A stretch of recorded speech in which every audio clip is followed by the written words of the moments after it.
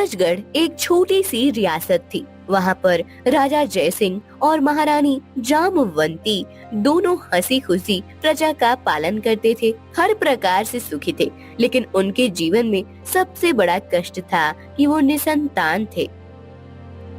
अरे, अपनी बेटी को रानी के पास मत जाने दिया करो। तुमको पता नहीं है क्या, वो निसंतान है। तुम्हारी बेटी को वो नुकसान पहुंचा सकती है। ठीक कहती हो बहन, मैं कल से अपनी बेटी को महल लेकर नहीं आया करूंगी। रानी दोनों दासियों की बातें सुन रही थी। उन्हें बहुत दुख हुआ और वो रोते हुए अपने कमरे में आ गई। क्या हुआ महारानी, आप इतनी दुखी क्यों हैं? आपका स्वास्थ्य तो ठीक है ना? मुझे बताइए, क्या मैं वैद्य को बुला दूं? शरीर का रोग तो स्वस्थ हो जाएगा महाराज, किंतु दुख के कारण मेरा मन रोगी होता जा रहा है। उसके लिए कौन से वैद्य आएंगे? ये आप क्या कह रही हैं महारानी? मेरी कुछ समझ में नहीं आ रहा है। विवाह के इतने वर्षों बाद भी हमारी कोई संतान नहीं है। महल की दासियां अपने बच्चों को मुझसे दूर रखती हैं। कितना कष्ट होता है ये आप नहीं समझ पाएंगे। जितना दुख आपको है उतना दुख मुझे भी है। हमें संतान प्राप्ति के लिए कोई ना कोई उपाय अवश्य करना चाहिए। राजा टहल रहे होते हैं, तभी मंत्री वहाँ पर आता है। क्या हुआ महाराज, आपने मुझे अचानक संदेश भेजा? सब ठीक तो है ना? हाँ, सब कुछ ठीक है महामंत्री। आप तो जानते ही हैं, क्योंकि आप मंत्री होने के साथ साथ आप मेरे मित्र भी हैं। हमारे विवाह को कई वर्ष हो चुके हैं, लेकिन अभी तक इस राज्य को कोई राजकुमारी या राजकुमार नहीं मिल सका है। महाराज, आपका दुख मैं समझ सकता हूँ। मैंने एक सिद्ध साधु के बारे में सुना है। वो जंगलों में निवास करते हैं। आपकी समस्या को वो ही सुलझा सकते हैं। उनका आशीर्वाद अवश्य फलित होता है महाराज। अच्छा ठीक है मंत्री जी, आप प्रबंध कीजिए। मैं और महारानी कल ही उनसे मिलने जाएंगे।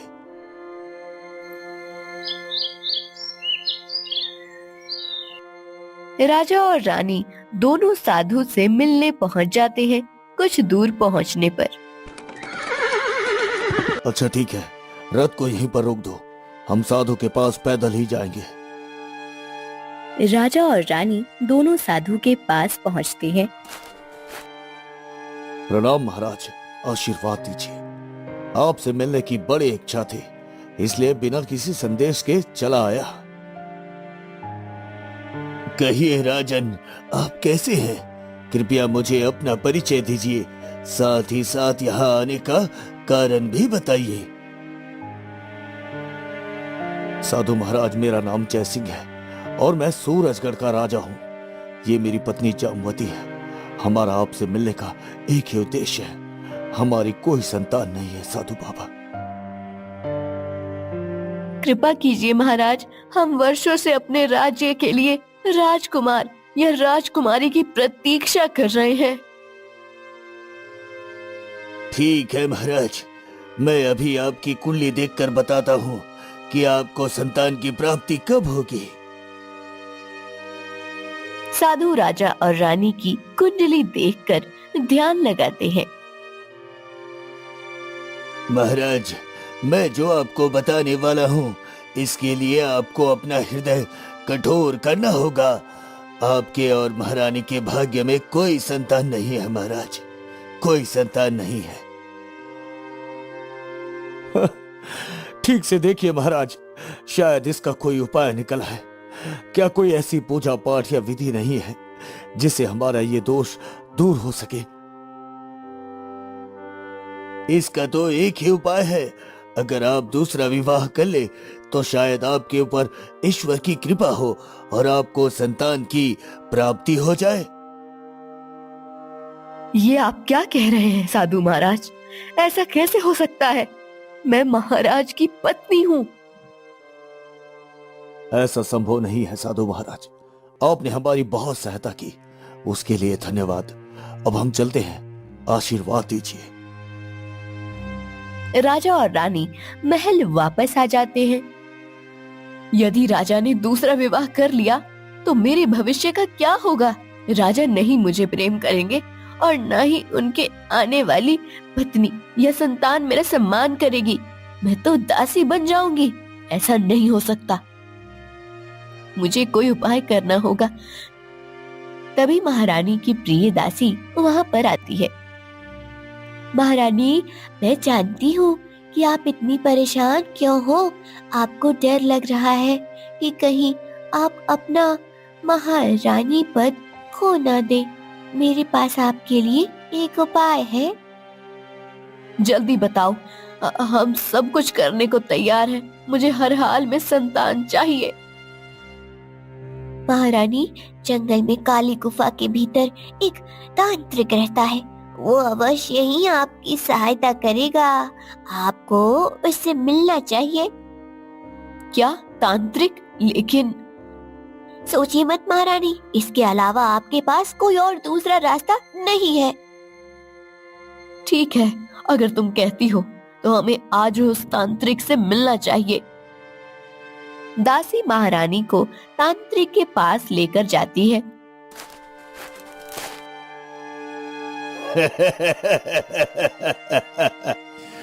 सूरजगढ़ की महारानी खुद यहाँ पर आई है। कहो, क्या बात है? देखो तांत्रिक, मैंने तुम्हारी सिद्धियों के बारे में बहुत सुना है। मेरी कोई संतान नहीं है।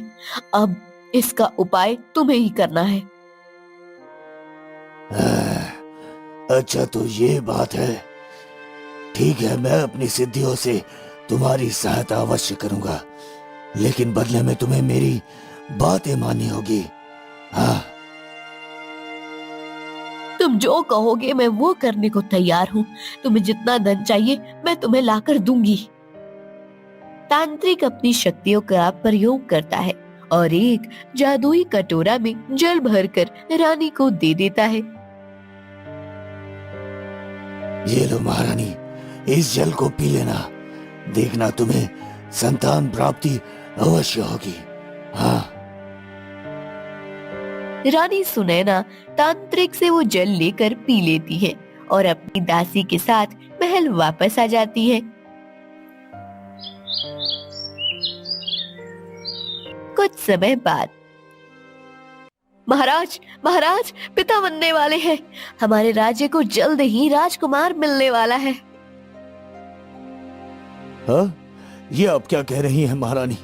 साधु ने कहा था कि हमारे भाग्य में कोई संतान नहीं है। ये ईश्वर की कृपा है महाराज। हमें इस खुशी का स्वागत करना चाहिए। कुछ समय बाद रानी एक सुंदर राजकुमार को जन्म देती है। बधाई हो महाराज, महारानी को पुत्र प्राप्त हुआ है। राजा खुशी खुशी जाते हैं और बच्चे को उठाते हैं। मुझे ये बच्चा कुछ ठीक नहीं लगता। न जाने क्यों इससे नकारात्मक का भाव आता है। मेरे बच्चों को ऐसा मत कहिए महाराज, ये हमारा राजकुमार है।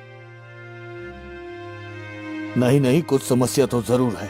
वो बड़े सिद्ध साधु थे, उनकी ये बात झूठी नहीं हो सकती। आखिर क्या बात है? मुझे पता लगाना ही होगा कि महारानी ने पुत्र कैसे प्राप्त किया है। राजा महारानी की सबसे प्रिय दासी को बुलाते हैं। देखो दासी, मैं जानता हूँ तुम हर समय महारानी के साथ रहती हो।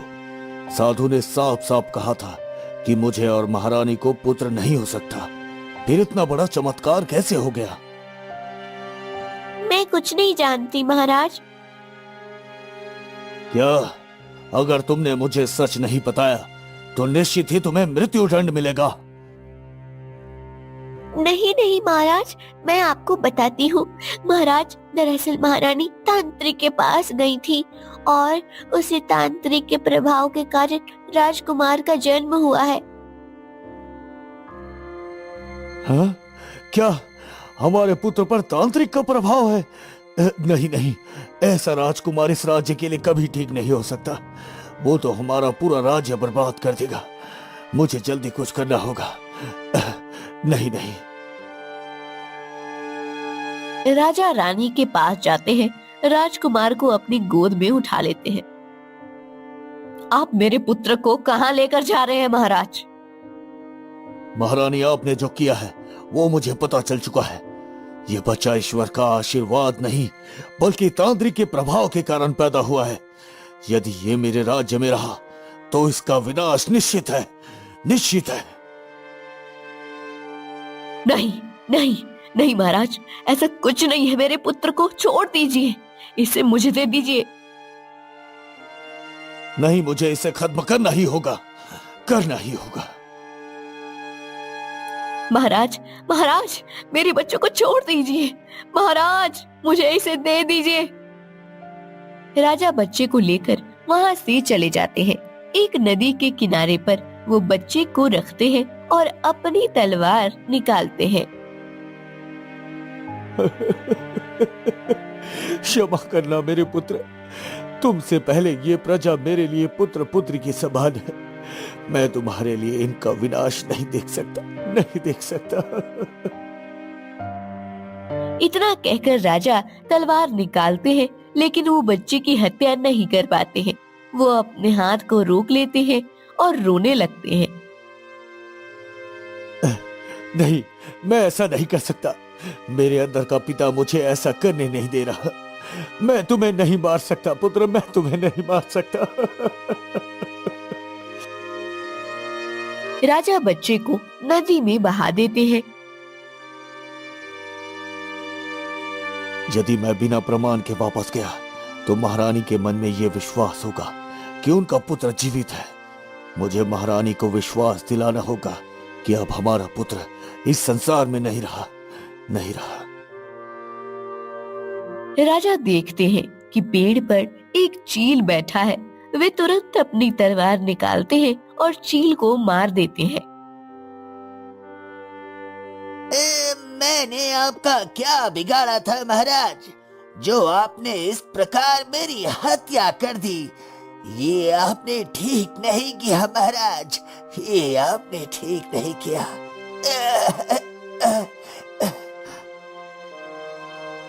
चील तड़प कर मर जाता है। राजा महल वापस आ जाते हैं। रानी को विश्वास दिलाने के लिए राजा खून से भरी तलवार लेकर महल पहुंचते हैं। महाराज, आपने मेरे पुत्र के साथ क्या किया? वो कहाँ है? आपने उसकी हत्या कर दी, यह आपने क्या किया? हाँ हाँ महारानी, मैंने उसे खत्म कर दिया। आप एक बच्चे के हत्यारे हैं। दुनिया में आप जैसा कोई नहीं होगा जिसने अपने पुत्र को मार दिया हो। रानी आंसू बहा रही होती है।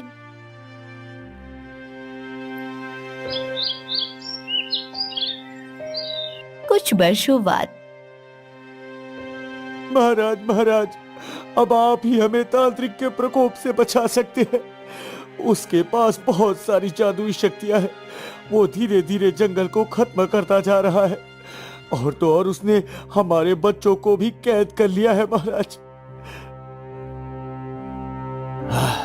क्या मुझे कुछ ऐसा करना होगा जिससे वो तांत्रिक हमेशा के लिए इस जंगल से चला जाए? मैं अभी उससे जाकर बात करता हूँ। हाँ।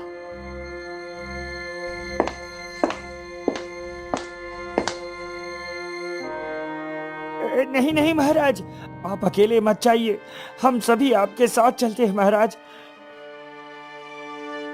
नहीं नहीं मंत्री जी, अपने राज्य की सुरक्षा के लिए मुझे अकेले ही जाना होगा।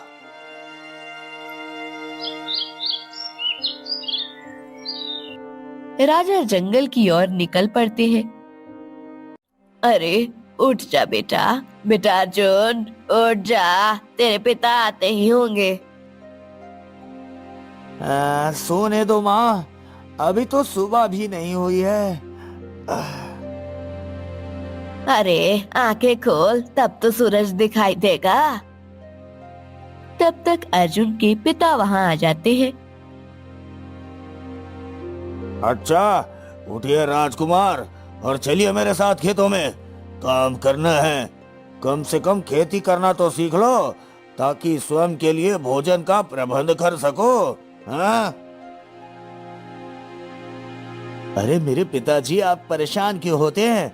अगर सचमुच मेरे भाग्य में राजकुमार बनना लिखा होगा तो मैं अवश्य राजकुमार बनूंगा। आप चिंता मत कीजिए।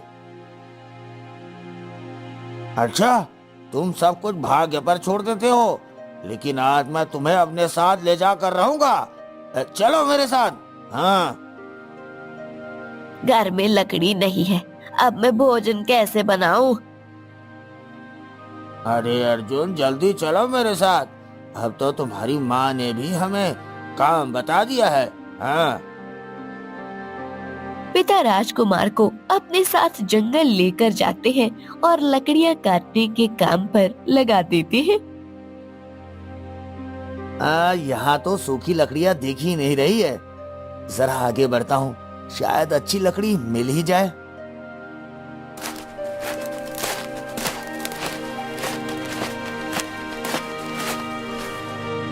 हाँ, मैं तुझे जीवित नहीं छोड़ूंगा।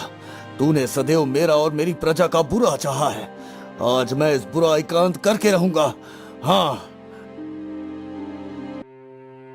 अर्जुन पेड़ के पीछे छुप जाता है और देखने लगता है कि क्या हो रहा है। राजा और तांत्रिक आमने सामने हैं। तू मेरा कुछ नहीं बिगाड़ सकता। मैं तुझे अभी बंदी बना सकता हूँ। हाँ।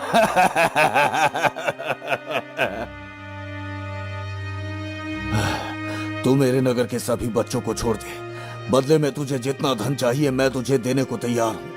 बता, इस जंगल को छोड़कर जाने की क्या कीमत है? कीमत तो तुम स्वयं हो राजा। तुम्हारा नगर सुरक्षित रहेगा। तुम मेरे साथ चलो। तांत्रिक राजा को कैद करके अपने साथ लेकर जाता है। अर्जुन ये सब कुछ देख रहा होता है, लेकिन थोड़ी देर में वो देखता है कि तांत्रिक राजा के साथ गायब हो गया। मुझे क्या, कोई कुछ भी करे, मैं कौन सा इस नगर का राजकुमार हूँ जो मुझे यहाँ की चिंता होने लगी। मुझे तो अपने काम पर ध्यान देना चाहिए। हाँ। हाँ। अर्जुन जंगल में लकड़ी ढूंढने चला जाता है।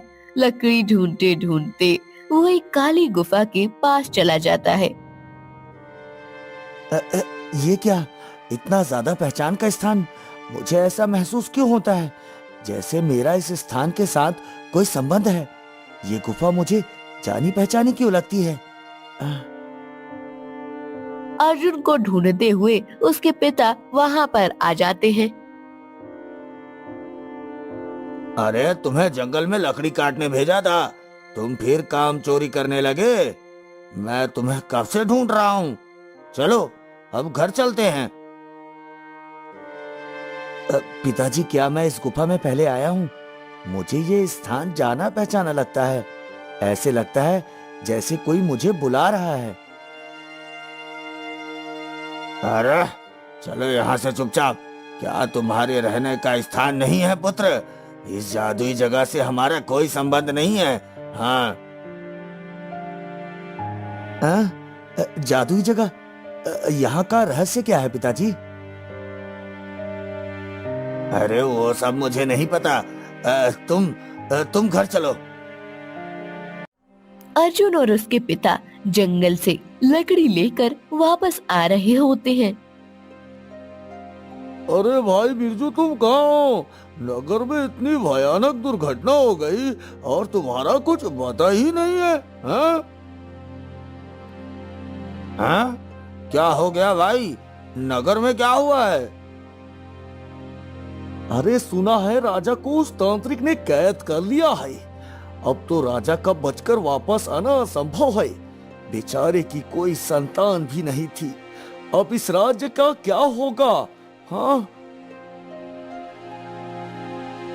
हाँ, मैंने देखा था वो तांत्रिक कैसे। बिरजू अर्जुन को रोक लेता है।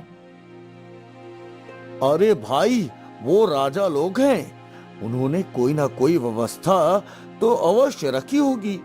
अरे कोई भी राजा बने, हमें उससे क्या मतलब। हाँ, बेचारी महारानी इस अवस्था में अकेली रह जाएगी। राजा की कोई संतान होती तो वो उन्हें बचाने अवश्य जाती। हाँ, अच्छा ठीक है भाई, मैं चलता हूँ अपनी घर की ओर। हाँ, बिरजू अर्जुन के साथ घर की ओर चल दिया।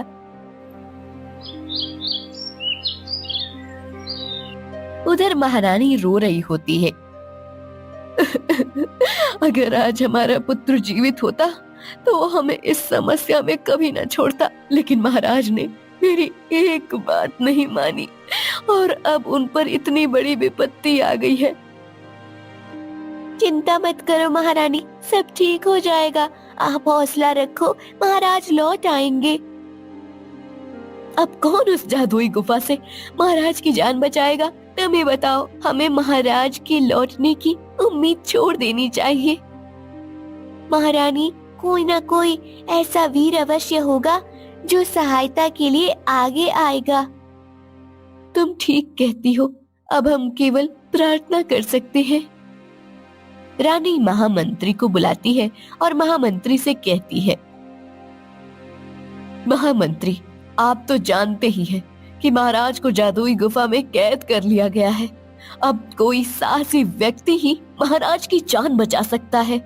आप ये घोषणा कर दीजिए कि जो भी महाराज की जान बचाएगा उसे इस राज्य का राजा घोषित कर दिया जाएगा। जैसा आप कहे महारानी, महाराज की सुरक्षा हमारे लिए सबसे पहले है। अरे माँ, तुमने सुना है महारानी ने क्या घोषणा की है? उन्होंने कहा है कि जो भी राजा की जान बचाकर उन्हें वापस घर ले आएगा उसे ये पूरा राज्य दे दिया जाएगा। हाँ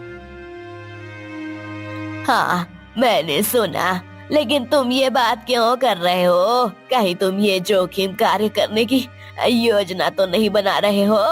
मैं तुम्हें उसे जादुई गुफा में बिल्कुल नहीं जाने दूंगी। माँ, मुझे जाने दो, ये मेरे लिए अच्छा अवसर है। मैं इस राज्य का राजा बन सकता हूँ। सोचो, जब मैं राजा को सुरक्षित वापस लेकर आऊंगा तब सब मेरी प्रशंसा करेंगे। तुम्हारा और पिताजी का सिर गर्व से ऊंचा हो जाएगा और पिताजी को भी विश्वास हो जाएगा कि मैं नालायक नहीं हूँ। हाँ, अरे तुम नालायक ही ठीक हो बेटे, इस तरह तुम हमारे सामने तो रहोगे। तुम्हें उस जादुई गुफा में जाने की कोई आवश्यकता नहीं। अगर तुम राजा की तरह वहां कैद हो गए तो हम क्या करेंगे बेटे, हम क्या करेंगे?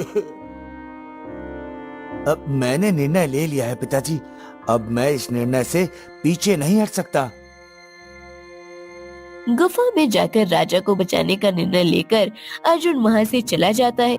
अर्जुन जंगल की ओर उस काली गुफा के सामने पहुंच जाता है।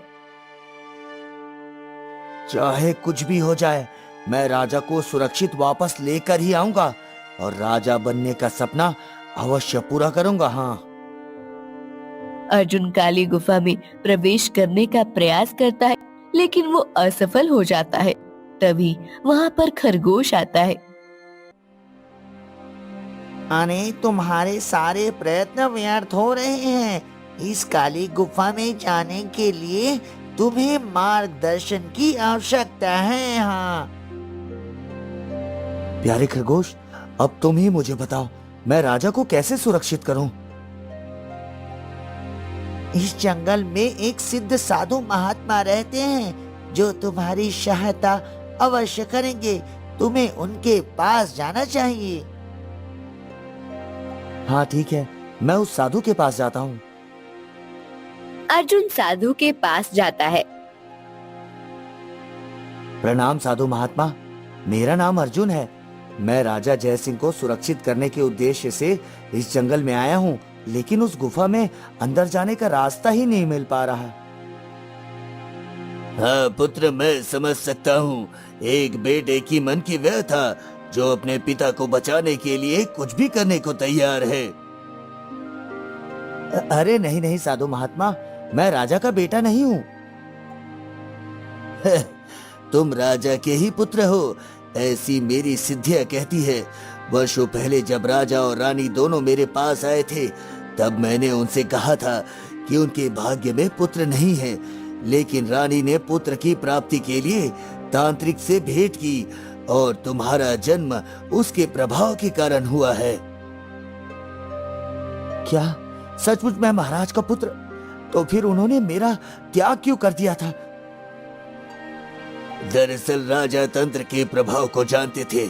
उन्हें ऐसा प्रतीत हुआ कि शायद तुम राज्य के भविष्य में खतरा बन जाओ, इस कारण उन्होंने तुम्हारा त्याग किया पुत्र। क्या आज मैं इतने वर्षों बाद अपने असली पिता से मिलूंगा, लेकिन उन्हें कैसे छुड़ाना आवश्यक है। तुम्हारे जन्म का उद्देश्य उस तांत्रिक को खत्म करना है पुत्र, लेकिन तुम्हें उसके लिए जादुई तलवार तक पहुंचना होगा। जादुई तलवार? ये कहाँ पर होगा महात्मा? इस जंगल के पूर्व दिशा में एक निर्जन स्थान है, वहां पर एक जादुई तलवार रखी हुई है। तुम जाओ और वो जादुई तलवार लेकर उस तांत्रिक का अंत करो। मेरा आशीर्वाद सदैव तुम्हारे साथ है पुत्र। अर्जुन साधु की बात मानते हुए पूर्व दिशा की ओर चलने लगता है। तभी उसे एक तलवार दिखाई देती है। अर्जुन आगे बढ़ रहा होता है, वो तलवार उठाने जाता है, तभी हिरन वहाँ पर आती है। तुम कौन हो और इस तलवार को लेकर कहाँ जाना चाहते हो? मैं राजा की सुरक्षा के लिए इस तलवार को ले जाना चाहता हूँ। तुम भला राजा को क्यों बचाना चाहते हो? आखिर उनसे तुम्हारा क्या संबंध है? ये सब कुछ तुम लालच के कारण कर रहे हो। नहीं नहीं, ऐसा नहीं है। मुझे क्या लालच होगी? ये सत्य है। महारानी की घोषणा सुनकर तुम राजा को बचाने आए हो। तुम सफल हो जाओगे तो तुम्हें राजा बना दिया जाएगा। हाँ, शायद तुम ठीक कह रही हो। ये एक अच्छा अवसर है कि मैं राजा बन सकता हूँ। किंतु ध्यान रहे, यदि तुम्हारे मन में लालच है तो तुम उस राक्षस को कभी नहीं मार सकोगे। जो पहले अपने मन का लालच दूर करेगा वही मार पाएगा। आओ। अरे तुम कौन होती हो मुझे रोकने वाली? मैं इस तलवार को उठा कर रहूंगा। हाँ। अर्जुन आगे बढ़ने की कोशिश करता है, लेकिन वो तलवार नहीं उठा पाता है। मैं इस तलवार की रखवाली करती हूँ। इस तलवार को मंत्र के द्वारा ही उठाया जा सकता है। साधारण मनुष्य इसे छू नहीं सकते। देखो, मुझे राजा की सुरक्षा के लिए इस तलवार की आवश्यकता है। मुझे वो रास्ता बताओ जिससे मैं तलवार को उठा सकूं। अपने लालच का त्याग करो। यदि राजा को सुरक्षित देखना चाहते हो तो निस्वार्थ भाव से ये कार्य करो। अच्छा ठीक है, यदि तुम्हें विश्वास नहीं है तो मैं तुमसे वादा करता हूँ कि राजा को सुरक्षित महल पहुँचाने के बाद मैं राजा नहीं बनूंगा। अब कृपया करके मुझे ये तलवार लेने दो। अपनी बात पर अड़िग रहना। अपने इस वादे को कभी मत भूलना। हिरन आज्ञा देता है और राजकुमार वहाँ से तलवार लेकर गुफा की ओर चल पड़ता है। अर्जुन गुफा में जाता है, उसके पास जादुई तलवार होती है। वो निडर होकर आगे बढ़ता है, तभी देखता है कि राजा कैद है। अब मुझे यहाँ से बाहर निकालो। मुझे बचाओ, मुझे बचाओ। आप चिंता मत कीजिए महाराज, मैं आपकी सुरक्षा करूंगा। मैं आपको यहाँ से बचा कर ले जाऊंगा महाराज। वो तांत्रिक बहुत खतरनाक है पुत्र, वो तुम्हारा प्राण ले लेगा।